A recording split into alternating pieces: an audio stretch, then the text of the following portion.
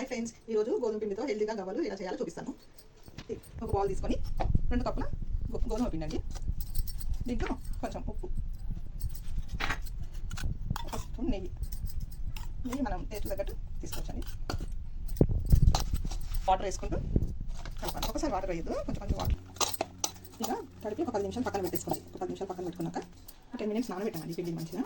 దాని తర్వాత ఇలా కొద్దిగా పిండి తీసుకొని ఇలా బాల్స్ చేసుకొని పెట్టుకోవాలి.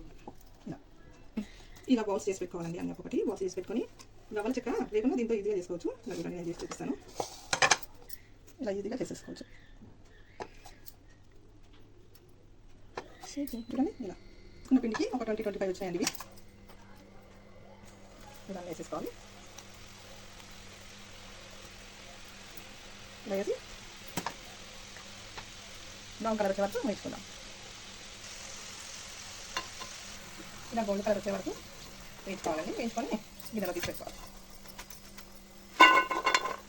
చూడండి ఎంత బాగా వచ్చింది. ఇప్పుడు మనము పాకంతో బెల్లం తీసుకున్నాము. అది 1 కప్పు బెల్లము, కొన్ని వాటర్ వేసుకున్నాం. వాటర్ వేసుకొని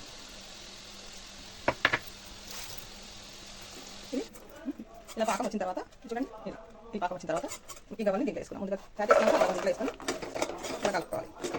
చూడండి, చల్లగైనాక గోధుమ పిండి గవ్వలు ఎంత మంచిగా రెడీ అయ్యాయో. చూడండి, చల్లగైనాక గోధుమ పిండి గవ్వలు ఎంత మంచిగా రెడీ అయ్యాయో.